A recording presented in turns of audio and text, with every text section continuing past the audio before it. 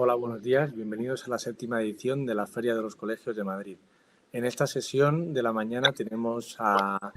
con nosotros a Daniel Delgado, responsable de British Summer.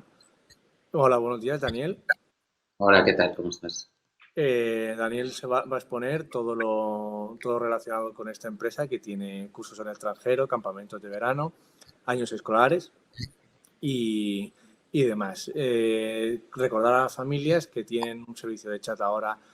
habilitado, que pueden hacer preguntas desde ahora mismo a Daniel, que serán respondidas tanto dentro de la presentación como al final de la misma. También tienen posibilidad de tener una reunión con Daniel o todo su equipo, one-to-one, ahora mismo a la derecha, pueden hacerlo en la sala de citas, de reuniones.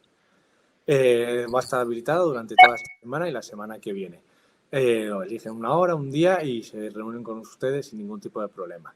También para cualquier otro detalle o reunión más presencial pueden contactar con ellos al correo electrónico que aparece en la página web de British Summer dentro de la Feria de los Colegios. Y con esto también recordarles que se va a quedar grabado para que puedan disfrutar de esta presentación durante toda esta semana y la semana que viene. Con esto doy paso a Daniel y la exposición de British Summer. Muchas gracias. Muchas gracias. Voy a empezar muy rápidamente. Mi idea sería que esta exposición os sirviera como familias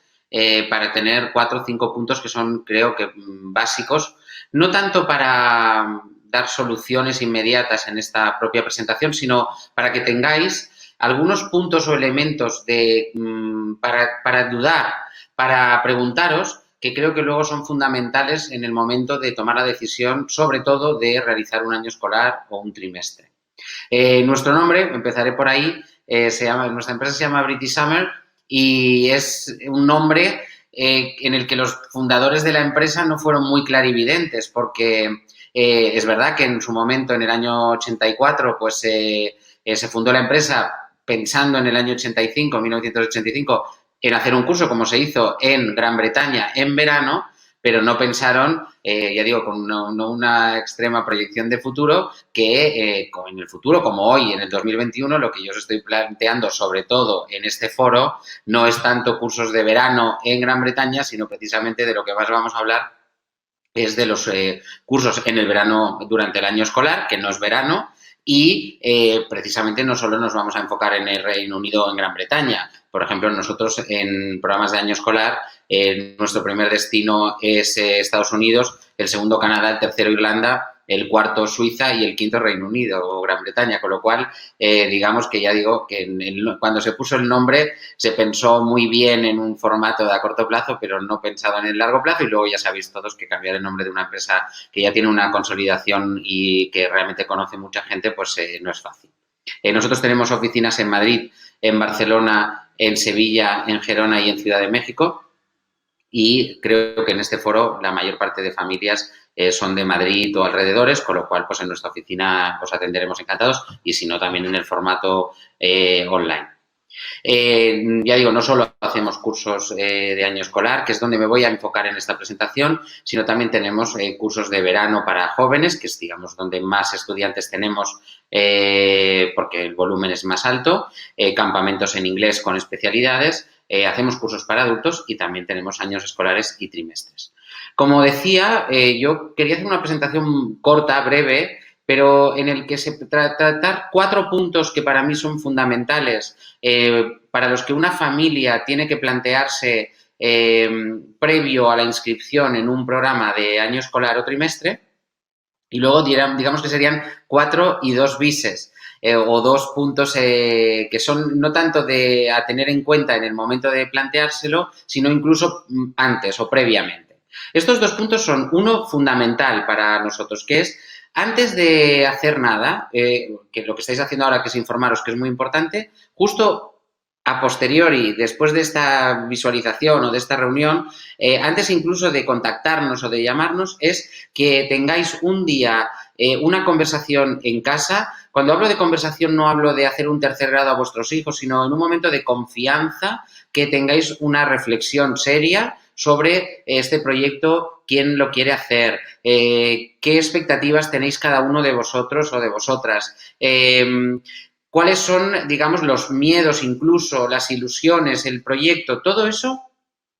sería algo importante tener en cuenta previamente. Que lo pongáis todo realmente en, ya digo, que no sea, por ejemplo, en un día de forma atolondrada, sino que un día incluso de diversión familiar, en una comida, en un día que realmente haya como un disfrute colectivo, pues en ese momento pongáis sobre la mesa, oye, este reto, ¿cómo nos lo planteamos? Y que realmente seáis muy, muy honestos en ese análisis. A veces el deseo o las perspectivas o la expectativa que tiene el chico o chica que va a realizar el programa no tiene a veces que ver con el que si sois una familia compuesta de padre y madre, pues no tiene que ver con lo que quiere el padre o lo que quiere la madre. Y a veces incluso nos encontramos con que el padre le gustaría que su hijo o hija fuera a Irlanda, a la madre que fuera a Canadá y el chico o chica lo que quiere es ir a Francia a hacer francés. Con lo cual ahí, digamos que eso sería una primera base muy importante, que es hablarlo y ponerlo en común.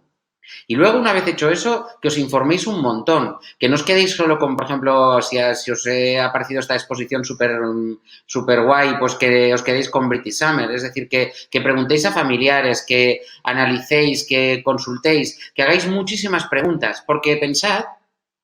que una vez decidáis quién os va a acompañar, qué empresa va a ser la que os va a acompañar en este proceso, no es si me permitís la broma, no es un matrimonio que pueda romperse, porque pensad que os estaréis informando, muchas familias se empiezan a informar en el mes de octubre, vosotros ahora ya estáis informándose en el mes de marzo. Si fuera para realizar algo el próximo curso, digamos que ahora tendríais que iniciar este proceso de consultas, preguntas, entrevistas online con la familia, con el chico o chica, hacer los test de nivel.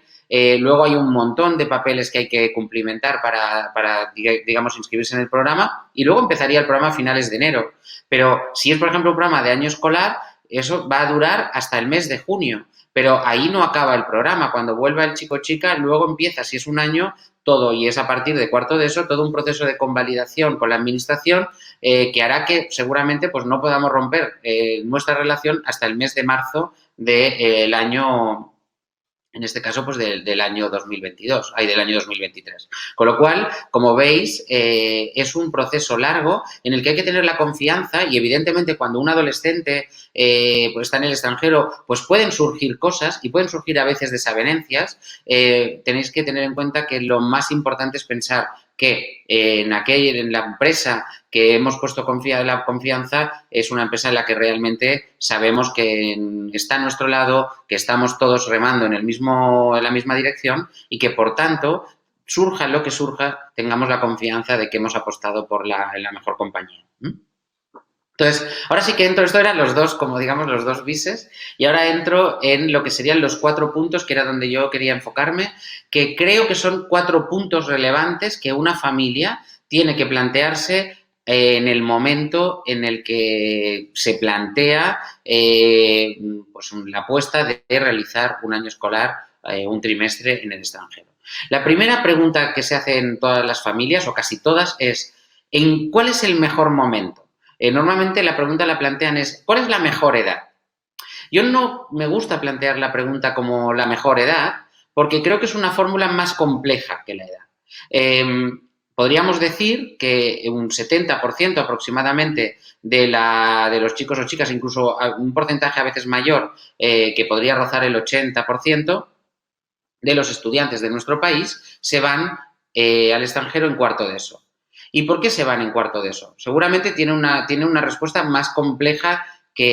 o tiene algunos vértices más que uno solo, en el sentido de que seguramente muchas familias se plantean que su hijo o hija a esos 14, 15 años, pues ya está, digamos, ha cumplido un acompañamiento familiar en su educación, en su autonomía, en su independencia como individuo. Evidentemente todavía no son adultos, pero consideran que ya tienen, digamos, han cumplido una primera etapa. que por tanto ya son más autónomos, más capacitados para hacer un programa de este tipo. Eso es una cuestión también cultural. Por ejemplo, hay otros países, incluso países próximos culturalmente, como por ejemplo en México, donde muchas familias se plantean que sus hijos o hijas se vayan mucho más jóvenes y se van, por ejemplo, mucho más lejos, por ejemplo, desde México al Reino Unido, a niños o niñas de 9, 10 o 11 años a hacer un curso de primaria. Pero no es habitual que en nuestro país eso sea así. Y ya digo que lo que suele ser general es que una familia se plantee que, digamos, ha cumplido esa primera etapa acompañado de su entorno habitual y que a partir de ese momento que ya está cumplido es cuando realmente se plantean que se puedan ir fuera. Y estoy hablando a nivel general. Evidentemente que tenemos familias que envían a sus hijos con 9, 10, 11 años aquí en España, pero no es lo general y normalmente tampoco cuando lo deciden no deciden que sea un año completo, sino que a lo mejor sea un trimestre. Luego hablaremos de eso. Entonces, ese sería el primer punto. Pero luego, evidentemente, hay otra cuestión que a mí me gustaría añadir en este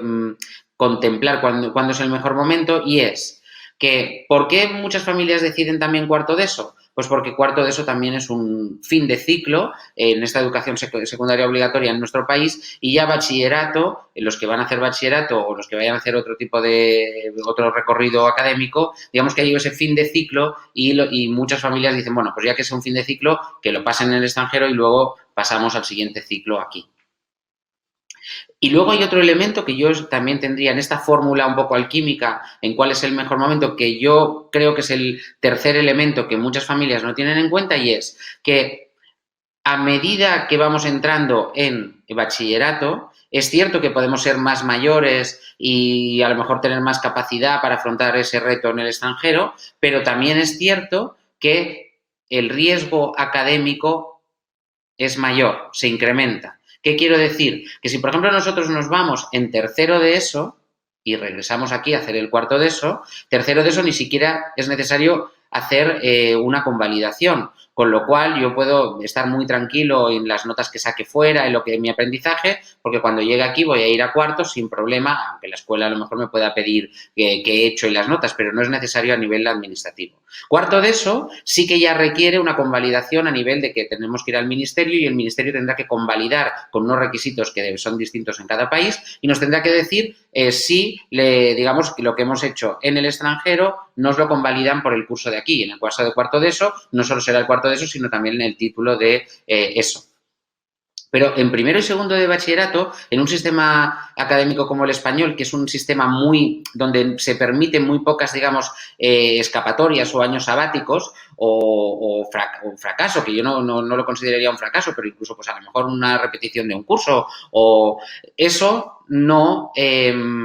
casi es muy difícil cuando entramos en bachillerato. No tanto en primero, pero sí en segundo. ¿Por qué? Pues porque ya primero y segundo son dos cursos de bachillerato que ya nos contarán con la selectividad o con las PAU, nos van a contar como media. Y evidentemente fuera puede ser que aunque sea un buen estudiante, pues a lo mejor la adaptación al idioma no sea tan fácil como aquí, a lo mejor pues tenga unas décimas menos en la nota o que, digamos, en segundo de bachillerato, que es, digamos, el curso más conflictivo, habrá algunas asignaturas, como puede ser lengua castellana o incluso el planteamiento del estudio de la matemática, etcétera, etcétera, que hagan en el otro país, donde luego me resulte más complejo sacar una buena nota en la selectividad o en las pruebas de acceso o incluso aprobarlas. Con lo cual, este es el tercer elemento que a veces no tenemos en cuenta y es ¿en qué momento como familia consideramos, y un cuarto que no a lo mejor no he apuntado, en qué momento como familiares, porque a veces no solo también si es una familia compuesta de padre y madre, los que van a prescindir de 9 meses si es un año de su hijo o hija, sino también los hermanos, los abuelos, los tíos, los vecinos, los amigos, es decir, al final es como una renuncia muy generosa para que durante 9 meses pues voy a prescindir de ese acompañamiento cotidiano de una persona con la que he estado pues, en común todos los días, ¿no? Entonces, digamos que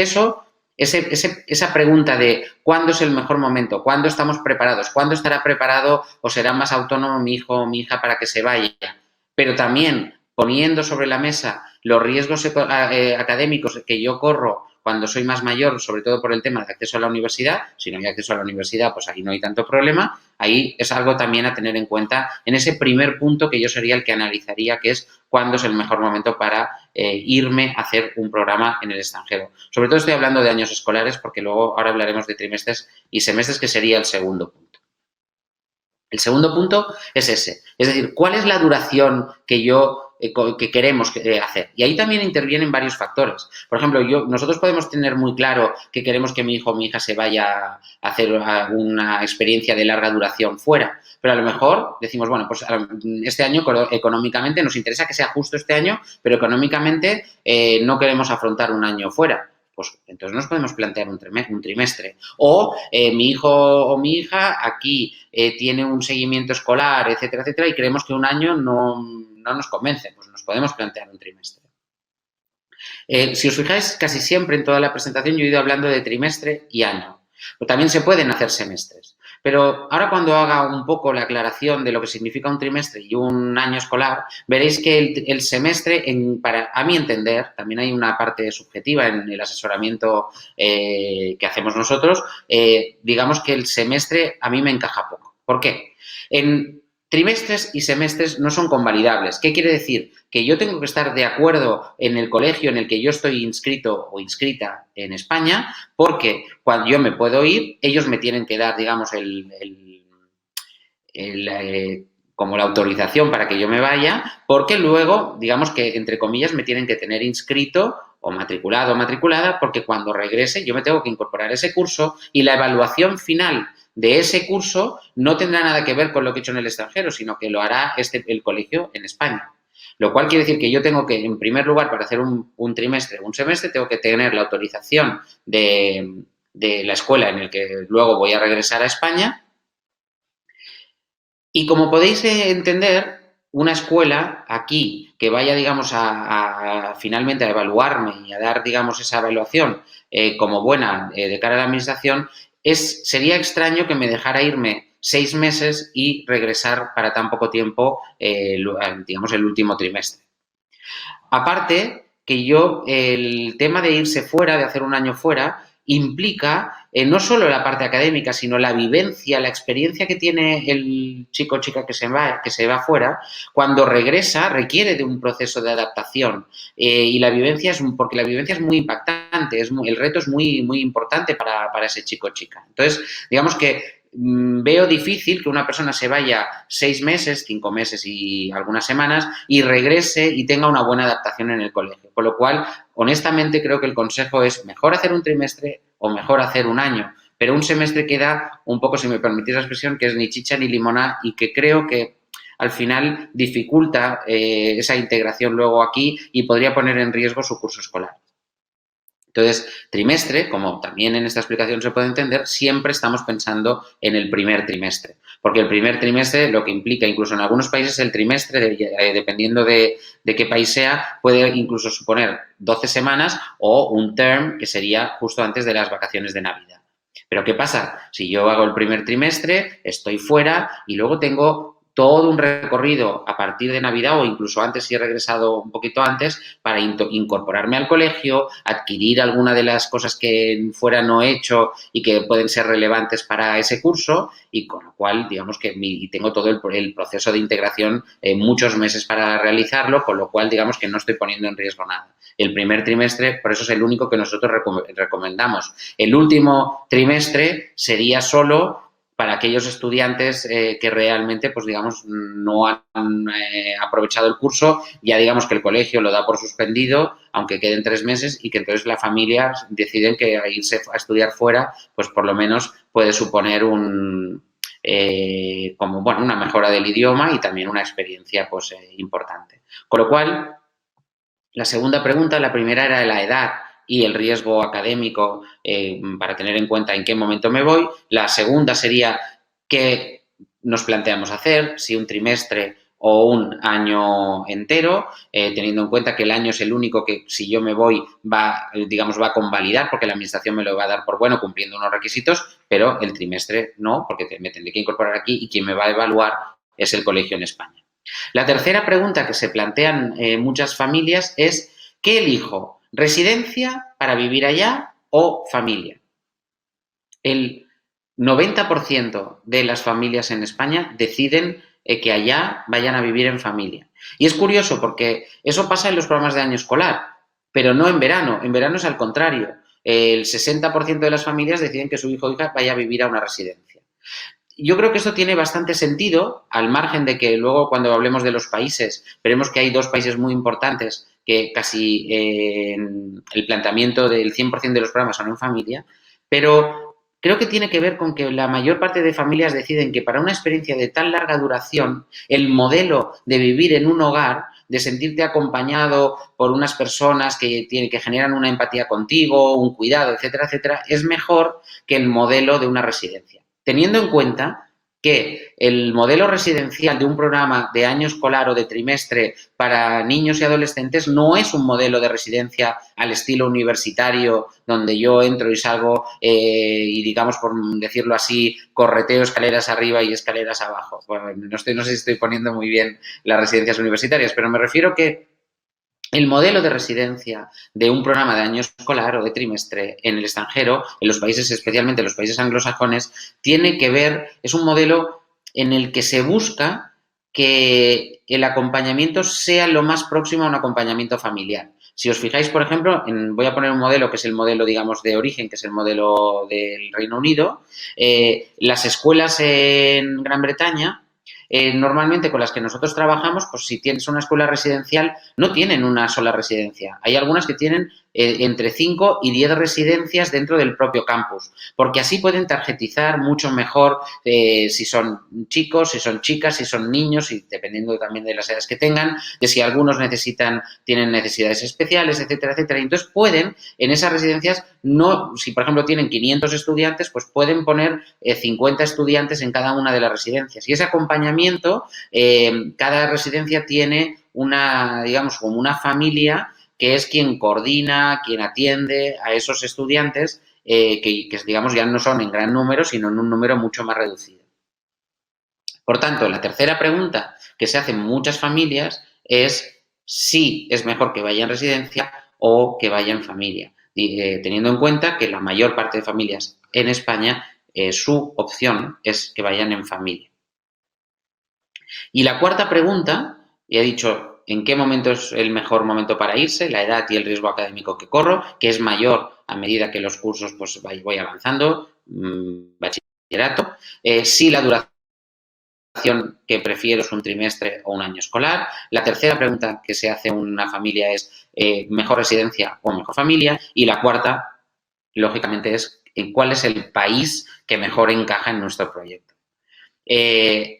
Diría que si preguntamos, sobre todo si son adolescentes, si preguntáramos e hiciéramos una especie de encuesta a la mayor parte de adolescentes, os diría que, sin equivocarme mucho, que el 70% del 80% nos diría que su preferencia es ir a Estados Unidos. ¿Por qué? Pues porque Estados Unidos, en sus referentes, tanto referentes estéticos como referentes culturales, musicales, a nivel de series de televisión, etcétera, etcétera, pues es un país de referencia. Pero no es así, es decir, no todas las familias en el 70% deciden irse a Estados Unidos, aunque sí que Estados Unidos, por ejemplo, como decía en nuestra empresa, es digamos, el destino número uno. Entonces, en esas preguntas de país, ¿cuál es el país? Pues ahí tenéis que tener varias cosas en cuenta. Evidentemente, cuando hablamos de Estados Unidos es un país enorme, donde tenemos un montón de programas. Y un montón de programas, ¿qué quiere decir? Que yo me puedo plantear, como tenemos algunas familias que dicen, mira, yo me quiero ir a Boston, ciudad, o como mucho a Cambridge, que sabéis que está como pasado el puente, que es donde está la Universidad de Harvard o el MIT, y quiero ir a una escuela allá y además quiero una escuela privada, residencial, donde además pueda hacer prácticas de hípica. Y la enseñanza esté muy enfocada a las artes. Bueno, pues eso existe, lo tenemos buenos contactos con ello y evidentemente también tendrá que ver con una parte que ya he comentado en la reunión, que es cuál es nuestro presupuesto. Porque evidentemente una escuela privada en Boston, residencial, con que pueda hacer hípica y haya artes, pues evidentemente seguro que estaremos ya hablando muy rápidamente a lo mejor de 50.000 euros un año escolar como mínimo. Pero si yo digo, bueno, no, yo tampoco quiero, a lo mejor no quiero Boston y me interesaría hacer un programa en una escuela pública, pero no quiero una escuela pública, como ahora explicaré, donde yo no pueda elegir el estado ni pueda elegir la escuela, sino que quiero una escuela pública, por ejemplo, en el estado de Nueva York, que sea además una escuela que tenga muy buenos departamentos de tecnología o de arte o de música. Bueno, pues eso también lo tenemos. Sabéis que en Estados Unidos, ya digo, hay muchos tipos, o sea, uno en Estados Unidos puede hacer cualquier tipo de programa, como también puede ser en el Reino Unido y como también puede ser en Irlanda o en Canadá. Canadá tiene algún matiz. Pero lo que tenéis que tener en cuenta en Estados Unidos es que hay un programa, que es el que voy a explicar ahora, que es el programa de escuela pública subvencionado por el Departamento de Estado, que es como el Ministerio de Asuntos Exteriores de Estados Unidos, que es un programa que es tan potente, que es un programa que además es el más económico que tenemos en nuestro catálogo, que hace que cuando explicas este programa casi todo el mundo piense que es el único programa que se puede hacer en Estados Unidos. Y por eso hay mi insistencia que en Estados Unidos se puede hacer cualquier tipo de programa en cualquier lugar de Estados Unidos, eligiendo cualquier tipo de escuela privada, pública, etcétera, etcétera. Pero hay un programa, que es este, que es uno que seguramente alguno de vosotros habréis oído hablar, porque se llama el visado, se llama J1, que es un programa que como filosofía es precioso porque es un programa que, pasada la Segunda Guerra Mundial, Estados Unidos se plantea qué pueden hacer a todos los niveles, después de unos años se genera pues todo el tema de la ONU, etcétera, y plantean qué pueden hacer para mejorar, digamos, la convivencia o el entendimiento entre países. Y Estados Unidos plantea unas, no son bien unas becas, sino lo que plantea es otorgar unos visados para que estudiantes de todo el mundo puedan, en un momento de formación de la vida tan importante como es entre los 15 y los 18 años, puedan pasar un año escolar en su país pagado íntegramente por, en este caso, la Secretaría de Estado. ¿Eso qué significa? Eso es lo que ellos llaman como diplomacia blanda y es la posibilidad de que como decía, de una persona en su formación vital pase un año en Estados Unidos y ellos, y así es, luego esa persona va a ser como un embajador de ese país de por vida, porque habrá vivido unas vivencias impresionantes en un momento culmen o importantísimo en la vida de un individuo, ¿no?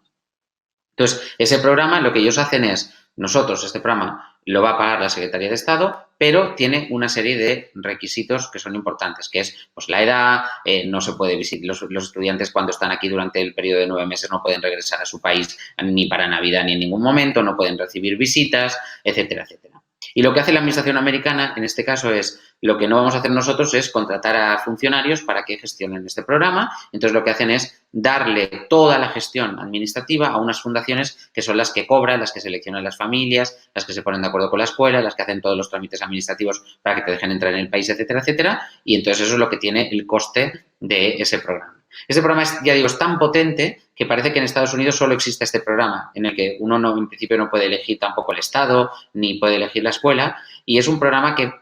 a nivel de filosofía y de entender el país y de la inmersión en el país es extraordinario, pero no es un programa para todo el mundo. El que quiere una elección precisa, etcétera, etcétera, en Estados Unidos puede elegir también escuela pública, pero abonando todo lo que cuesta la escuela, que es muchísimo más lo que, digamos, la parte que paga el Estado en cualquier estado, o puede elegir una escuela privada como en otros países.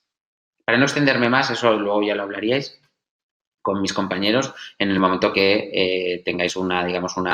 cita particular para hablar exactamente de vuestras necesidades. El tercer país sería Irlanda. Irlanda tiene cosas muy buenas y algún matiz que yo siempre quiero en las reuniones pues ponerlo encima de la mesa. Irlanda es un país muy pequeño, es un país muy popular en el Estado español para estudiar.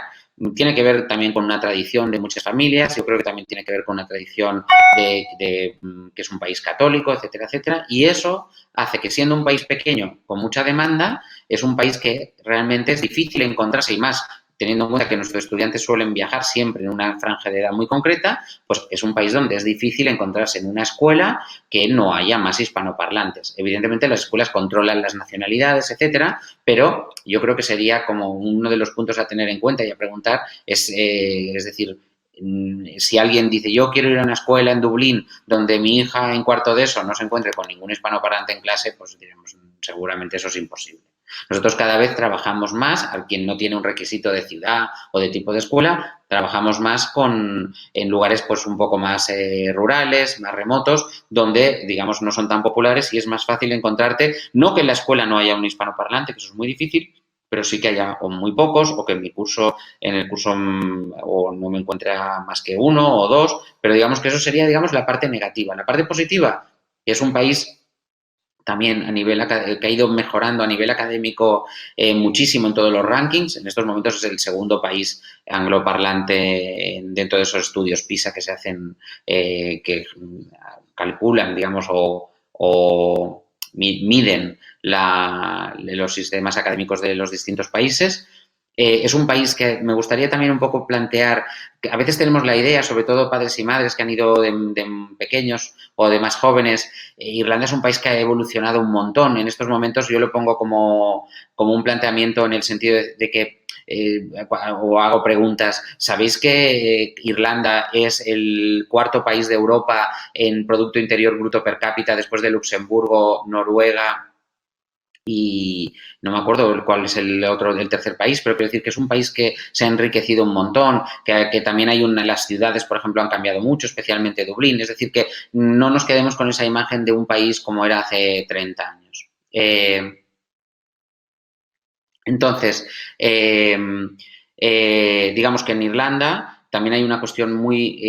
que es muy, digamos que muy positiva y que muchas familias tienen en cuenta, que es que en cuarto de eso, que es el curso más popular, ellos están en un año que se llama Transition Year y que es un año que las familias pueden decidir o bien hacer un curso, digamos, el normal que haríamos aquí, o bien hacer un año de transición donde todo se enfoca a una parte mucho más dinámica y donde todo digamos, se estudia, excepto dos asignaturas básicas, se estudia desde una forma mucho más desde el punto de vista casi de preparación hacia mi currículum futuro y de una forma mucho más dinámica. La convalidación en Irlanda es seguramente la más fácil, con que apruebe el curso a partir de cuarto de eso, que es cuando se tiene que hacer esos trámites administrativos. Simplemente con aprobar el curso que me toca, digamos que ya convalido, mientras que en Estados Unidos o en otros países de Norteamérica, digamos que ahí hay que tener más cuidado en la elección de las asignaturas. Luego estaría el caso del Reino Unido. El Reino Unido es un país que nosotros recomendamos mucho para trimestres y para niños y niñas más jóvenes. Pero a partir de tercero de eso, el riesgo, digamos, la posibilidad de no aprobar o de no poder convalidar por un tema de exámenes, etcétera, es muy, muy, muy relevante y, por tanto, digamos que no es que no se pueda hacer, se podría hacer en programas de bachillerato internacional o en un programa internacional, pero para estudiar con chicos y chicas británicos, o bien nuestra opción sería un trimestre o para niños y niñas hasta tercero de eso. Ahí ningún problema, al contrario, seguramente es el país donde las instalaciones a nivel de escuelas, etcétera, pues son de las mejores porque la inversión que se realiza es altísima. Y luego vendrían como tres países, que los voy a citar muy brevemente, pero que no tenemos en cuenta. Uno que sí es anglosajón, que es Nueva Zelanda, que es un país que nos interesa mucho, sobre todo para un programa que tenemos de trimestre, coincidiendo con las vacaciones de verano. Por ejemplo, para familias que dicen, yo no quiero que se vaya durante el año escolar, o por ejemplo, ya estoy haciendo primero o segundo de bachillerato y no quiero correr ese riesgo, pero entonces me puedo ir a Nueva Zelanda, que aprovechando nuestro verano, por ejemplo, este año nuestros estudiantes se van el día 7 de julio y regresan el 11 de septiembre, entonces hacen una integración en el país, hacen una excursión a la Isla Sur y luego hacen 7 semanas de integración en el año escolar, en una escuela, viviendo en una familia como en cualquier país en un año escolar normal, digamos. Y luego estaría Alemania y Francia, que son dos países, evidentemente, que hay las mismas ofertas, colegios públicos, privados, residencia, convivencia en familia, y Suiza, que es un modelo totalmente distinto. En Suiza, el modelo, ahí no hay familia, es solo residencia, y tampoco trabajamos con ningún colegio donde la mayoría de participantes o de estudiantes sean suizos, sino que trabajamos con colegios privados residenciales con la mayor parte de estudiantes internacionales, donde incluso en alguna de estas escuelas yo puedo elegir o bien hacer el currículum suizo o el currículum francés o incluso el currículum norteamericano. Y luego la convalidación, aunque haya estudiado en Suiza, tendría que ver con el currículum que he hecho en la escuela. Y un poco este era el planteamiento que yo quería haceros, que era seguramente no daros todas las pistas, sino al contrario, plantearos, que seguramente ya lo habréis hecho vosotros y vosotras, es aquellas dudas más generales, con un poco de planteamiento, digamos, evidentemente no han sido solo las preguntas, sino que he hecho algunas reflexiones sobre ello, pero que para que os permitan, lo que os decía al inicio, para cerrar el ciclo de la reunión o de la exposición, que es haceros todas las preguntas, estas y otras, para enfocarlas y preguntarlas en las visitas que hagáis, o bien con mis compañeros de British Summer o con la empresa que decidáis que es la que queréis pues hacer estas preguntas, y luego, en todo caso, pues acabar inscribiéndose y que sea quien nos acompañe en este proceso del año escolar. Alejandra, ahora voy a dar paso a las preguntas. Perfecto. Muy buenas, Daniel. Perdona, que se ha acoplado un poquito el sonido. Sí, Alejandra, justamente ibas a hablar con ella, vas a resolver su pregunta sobre chicos con déficit de atención. ¿Qué tipo de adaptación le brindan los colegios sobre los cursos más fuertes como la ESO y bachillerato? E inclusive los campamentos, pregunta también. A ver, en los campamentos que nosotros hacemos aquí, o en los programas de verano,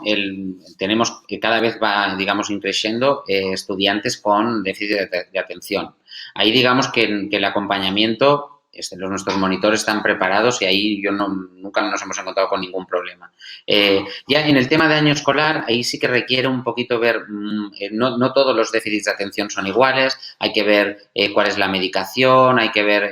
cómo se plantea, y entonces ahí hay que ver luego cuál es el colegio o cuál es el país o cuál es, ya en una conversación mucho más individualizada, ver en qué lugar le podemos recomendar que esa atención o ese acompañamiento se tengan todos los mecanismos para que digamos, el chico o chica se sienta completamente acompañado y que no fracase ese programa. Entonces, ahí sí que tiene que ser, evidentemente estamos muy habituados a ello, es algo que va que se va incrementando. En los años que llevamos hemos visto que se ha ido incrementando, estamos muy habituados, pero tampoco tiene una respuesta, digamos, fácil a nivel general, en el sentido de que hay que ver cuál es como decía, cuál es el gradante, ver cuál es la atención que se requiere y ver, por ejemplo, este año, por poner un caso, por ejemplo, a un programa en Canadá, luego no podría haber ido, pues porque digamos que aparte de que no podía haber ido por otros aspectos, pero no podía haber ido porque los colegios no tenían las posibilidades, los recursos para dar atención a estudiantes que requerían, porque ellos por ley requieren que una persona que tenga un déficit de atención en un grado mayor, pues necesitan tener un tipo de asistencia, de acompañamiento continuo, que este año no podían proporcionar. Entonces, ya digo que es complejo y eso tenemos que hablarlo de una forma particular. Vale, perfecto. Pues entonces, Alejandra, para hablarlo en particular, puedes tener una reunión con Daniel y su equipo sin ningún tipo de problema. Exacto. Ahora se acopla un poquito el audio, perdona. A la derecha tienes la sala de reuniones, ¿vale? Ahí justamente puedes concertar una cita al día y la hora que os venga bien a ambos y ya no habría problema y lo hablas con detalle. Vale, tenemos otra pregunta de Flavia. Es una pregunta un tanto inusual porque no nos han hecho nunca una de este estilo. Es si tenéis algún programa para toda la familia, no solamente para un alumno o alumna, para todos. Y si es en verano, mejor. Sí, tenemos varios programas. Es algo que cada vez es más popular. Me gustaría, en el caso de Flavia, una de las cosas que me gustaría comentar es si ir con toda la familia fuera es por un tema de disfrute, para aprovechar el tiempo en común en la familia, porque pues no se puede viajar más que un periodo del año concreto y así se quiere, digamos, aprovechar para todo, para aprender inglés, para compartirlo en familia un año, etcétera, etcétera, perfecto. Eso es una reflexión, ¿eh? Es decir, si es porque hay miedos, porque mi hijo o mi hija o mi adolescente no vaya con mi compañía, ahí tendríamos que hacer un planteamiento más serio, en el sentido de que introspectivamente, como familia, es decir, bueno, es que a lo mejor yo lo que tengo que hacer es que mi hijo o mi hija viaje acompañado de un monitor, asistido, 24 horas, con una organización seria y dejar, digamos, desprenderme porque es parte del proceso formativo de un adolescente. Es decir, estoy yendo más allá de la respuesta. La respuesta es sí tenemos programas, tenemos muchos, tenemos desde grandes ciudades como Londres a lugares más tipo cottage en Irlanda, Irlanda del Norte o en el Reino Unido también. En Canadá y en Estados Unidos también hay programas, pero lo que sí que quería es más, simplemente como creo que lo que me había propuesto en esta reunión es dar ámbitos de reflexión, es ver, porque nos encontramos un 90% de las familias que quieren que su hijo es aprovechar toda la familia, pero también saber que cuando se va toda la familia, digamos, el aporte es buenísimo, pero también es verdad que se prescinde de esa parte de que tu hijo o hija se vaya con personas que no conoce de momento y, digamos, desprenderse de quien le acompaña cotidianamente. Entonces, simplemente como reflexión, ya veo que Flavia lo que nos dice es que no, que es para aprovechar todos y aprender inglés, pues en este caso sí. Si queréis tanto, pueden hacer clases tanto los adultos como los niños en programas distintos y luego tener o bien la tarde libre para hacer actividades familiares en común, incluso contratar actividades para hacer las que se quieran, clases de cocina o de arte o que te vengan a dar una charla o lo que sea a nivel de familia, o bien los chicos pueden hacer un programa de todo el día con niños y niñas adolescentes y sus clases y los adultos o no hacer clase o hacer solo 3 horas de clase o clases particulares. O sea, hay una oferta infinita que cada vez es mayor porque en otros países es muy popular hacerlo. Perfecto, muchas gracias. Eso es muy, muy interesante. Gracias, Daniel, y gracias, Flavia, por esta pregunta, porque no se suele dar esta pregunta y para los padres, madres que quieren ir para aprender, pues ya tienen un motivo para disfrutar en familia. Exacto. Pues Si tienen alguna pregunta más, ahora en ese momento, si no, si es para algo más en detalle, para algo más específico, podéis concertar una cita, como hemos dicho anteriormente, con Daniel y su equipo en la derecha ahora mismo en sala de reuniones. Hay dispositivos de Apple, hay veces que no sale esa sala de reuniones y tienen un link que he dejado justamente en este chat de la página web de la Feria de los Colegios y British Summer en particular, donde ahí ya pueden pedir la cita. También tienen el correo electrónico y un chat en directo dentro de esa página web. Esta sesión se queda grabada, como nos habían preguntado también alguna familia, y hasta el viernes de la semana que viene lo pueden disfrutar sin ningún tipo de problema. Pues muchas gracias, Mario, y gracias a todos. Muchísimas gracias, Daniel. Muchas gracias a todas las familias que nos están viendo y pasar buen día. Sí.